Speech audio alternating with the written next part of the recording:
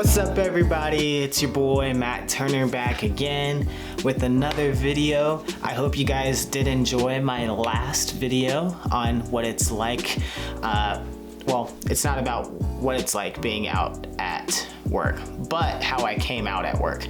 I'll bloop that up over here somewhere. Please go watch it.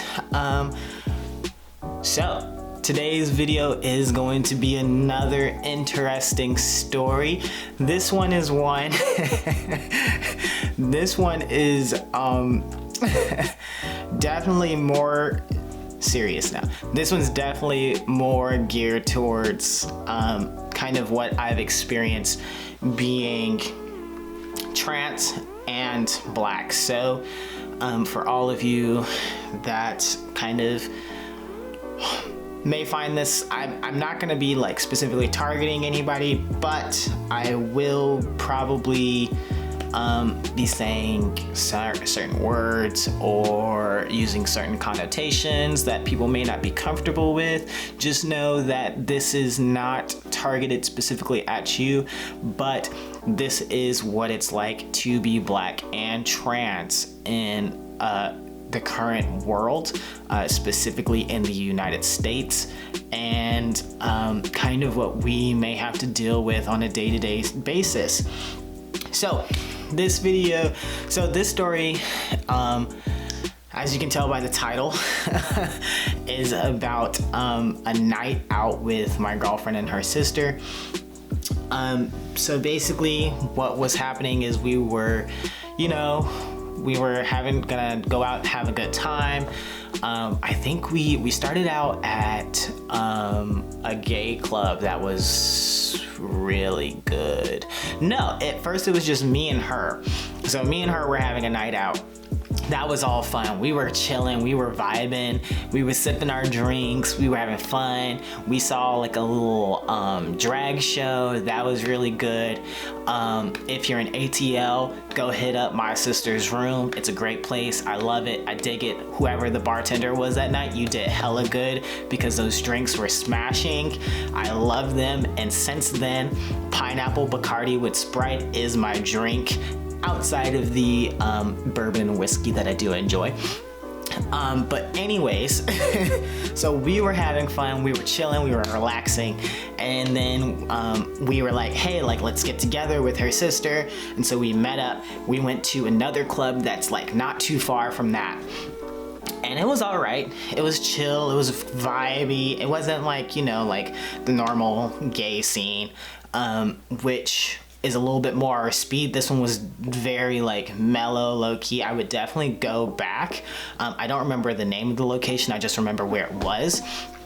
But we were like chilling, we had a few drinks there, and then we were like, we're not like enjoying this. Thankfully the place, it was free to get in that night because they were about to close. So we were like, okay, let's like go find somewhere else because this place is not the vibe right now for the night. So we like finished our drinks, and then we were like, okay, sliding on down. So we just like kept walking down the street until we like found this other club. And then it was kind of like it had like a club, it was like underground or something. We had to go down some stairs. So we went down. That place was a vibe. It was a whole vibe until we were sitting down, we were chilling. If I remember correctly, we were like sitting down in like this like leveled area, so it was like raised up again above the rest of the like club area. There were like couches and stuff, so like the three of us were sitting down, and we were just kind of enjoying our time. Now mind you, when I am out, it's super well, it's not super easy, but like despite being large chested, I'm like this is inaccurate because was a long time ago, and I'm almost positive my chest has actually grown since then. I'm like a G34. So like for people that don't know, that's like a triple D or like a double C. I don't know. I'll post like the proper like numbers over here. But like I'm 1 cup size down for H, basically. Like that's really large. And I really hate it. But despite that, when I go out, I can wear certain shirts. My favorite shirts are like, this is a hoodie. I got this one from H&M, but you'll have seen in like a lot of my other videos, I'll wear like the short sleeved ones. All of my shirts normally come from H&M. So like it helps with me feeling really euphoric and masculine because the shoulders end a little bit higher, which like squeeze my biceps a little bit more, so I feel a little bit bigger. I was blessed to have kind of like larger shoulders already, so that really helps. You know, I was feeling my vibe. I was wearing like, you know, my favorite get up. I was like wearing my jeans. I had the shirt on. I was feeling good.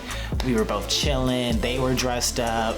We was just having a good time, right? So for the most part, I pass when I'm out, especially at night because I wear dark clothing. It just kind of looks like I have like a really like barrel chest sometimes. Not up top though. I'm working on that though. I'm working on my upper pecs, but my lower pecs are definitely well developed. But we like sat down and we were like chilling, vibing. I don't remember if we had drinks at this one, but I like got up to go use the bathroom real quick. And then like I came back. That was like a whole thing. 'Cause I think I accidentally cut in line in the bathroom. I was like two of those Bacardi drinks and I was like a whiskey drinking. I wasn't like plastered. Like I still knew what I was doing, but I had very, very low inhibitions and I had no idea what, like, if I was like breaking like social norms or anything like that. Like I couldn't tell that I had skipped the line. I just saw that everybody was just like standing in a corner and I was like, I want to be right here, and I like stood there. So like I used the bathroom, I came back, and then when I sat back down, I was chilling and vibing with my girl and her sister, and then out of nowhere, this like white dude came and sat down next to me. And you know, I'm generally like gonna be really polite to everybody when I first meet them. I don't like to assume anything about anybody. I like to give everybody a fair chance to kind of, you know, leave their impression and show who they are. So he like sat down next to me and he was like, "Good club, right?" And I'm like, "Yeah, it's a good club. I'm having fun. I'm digging it." He's like, "You good?" And I'm like, "Yeah, I'm good." And then he like held out his hand for a handshake, and this is where I fucked up. So I shook his hand and then he grabbed my hand really tightly, and I was like, okay, maybe he's just drunk, you know? So then like he grabbed it and then he shook it, and then that was it. But then he got up and he left, and I was like, okay, that was weird. And then like we were vibing a little bit again. We were just kind of like chilling, watching people. I like to like people watch when I go out. I like seeing other people have a good time. But at this particular, like I didn't feel like dancing at this particular club. I had been dancing like the entire night, so I was just chilling and vibing. But like, and this is what you guys are gonna learn about me. I am not one to like speak out and be aggressive to people. Like I'm not gonna lie, I'm a bit of a pushover. But basically the guy came back around again, right? And so like he sat back down to me, and I was like, okay, cool, he's back. I don't really feel him. I don't want him here. I don't want to be next to him, but I'm not gonna leave because I don't want to be rude, right? And this is what I get for being nice to people. But basically he grabbed my hand again, and then he was like, yeah, good night, yada, yada, yada. And I was just like, you know, making polite conversation. And then he grabbed my hand again. And this time he wouldn't let go of it. He like was holding on to my hand. And then he like brought it in and he kissed my hand, mind you, like whole tongue, on my back of my hand, kissed it, and I was like, okay, this guy's a freak, first of all. And then to make matters worse, now here's something that you guys should know. My girlfriend and her sister, they spicy. They're light skinned. They definitely like are black. Like you can tell, like, or I won't even lie, sometimes they can pass for just about anything, but they're definitely black. Like they definitely like have some melanin. I don't know if it was like the lighting or whatnot, or like just the way like he was looking at them or something crazy. But when he kissed my hand, he pulled me in, and he like was like, I gotta protect them. I gotta protect them. What are you talking about? Protect who? Protect who from who? Because the only person who needs to be protected right now is me from you. And I was like, and I like tried to yank my hand back, and he wouldn't let go, and he was just still kissing it. And then like I looked at my girl, and she looked at me, and she leaned over, and she was like, is there a problem here? And I was like, I didn't say it, but I was like, yeah, there's a fucking problem. He like looked at her, and then he like got up and like left again. He didn't say anything. That's the weirdest part. He didn't say anything outside of that. And I was the only one that heard him say that. He was like, I gotta protect them. And I was like really bugged out. I was like, what is this guy talking about? Like, what is it? Because I'm like black and he thinks they're white and I'm some kind of like pimp or something? I had no idea what he was talking about. All I knew is that like A, I didn't feel safe, and B, I was like, okay, so I've been specifically targeted and pointed out by this man. Like for whatever reason, he thinks I like am some kind of danger. So then after that, we like got up and like we were like, okay, we're gonna leave because this guy's a freak. And like we're about to like go towards the door, and we see that he's like circling the club. And so like for a little bit, we kind of just like stand to the side and like wait until like he like passes again. And we were like, this guy is a freak.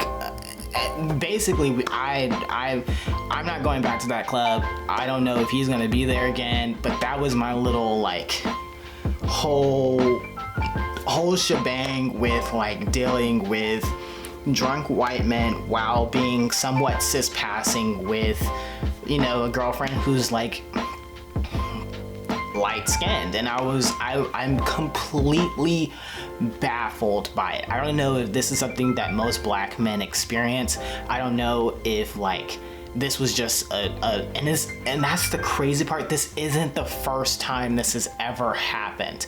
So like a few like weeks later, something very, very similar happened to this. I don't know what it is with drunk white men and coming to me for like approval, or like just wanting to like talk to me, or like finding me as a danger or whatnot. I don't know what it is, but they do it all the time.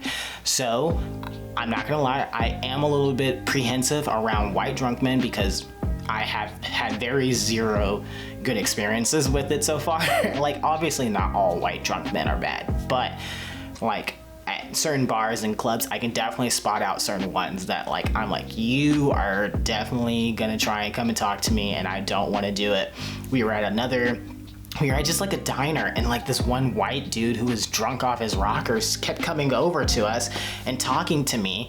And like I said, I don't like talk to people in situations like this. Like I'm a bit of a pushover. I'm pretty quiet. So like don't ever think that I'm the protector in my relationship. If we need to fight, I will fight. But for the most part, if somebody needs to speak out, it's gonna be my girlfriend. She's the one that like basically protects me. So I don't say what you want about that, but I'm very proud of her. I love her to death. She's my protector. I don't care what you guys think. And I appreciate her every single moment of my life for that. I don't know where I would be without her stepping in and saving me from all these white drunk men. But like, he was talking to me and he was like, good job. And he was like watching like sports and stuff. And I was just like, please go away. And he like came back 3 or 4 times. I don't know what it is. If you're a drunk white man and you like do this, please leave a comment below about why. Why do you do this? But on a very serious note, like, this is one of the few things that I have experienced that like sticks out about being black and cis passing, especially while partying. So there's that.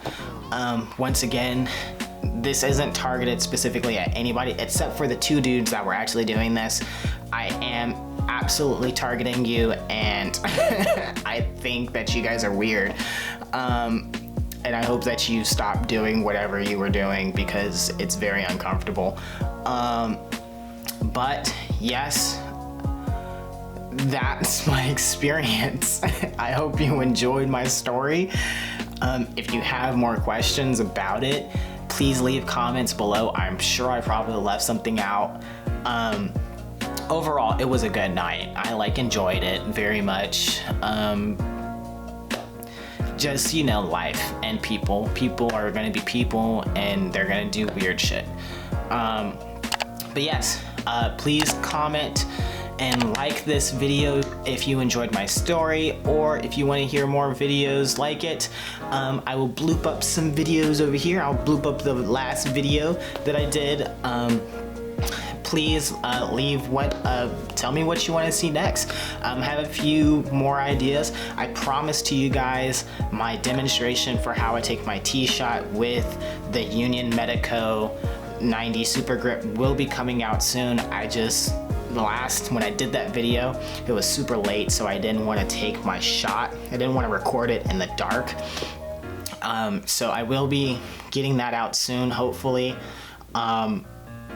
But yeah, as normal, it is your boy, Matt Turner. I hope you guys are having a wonderful day wherever you are. I hope you have a great weekend, night, day. I don't know, but it's me, Matt Turner, out.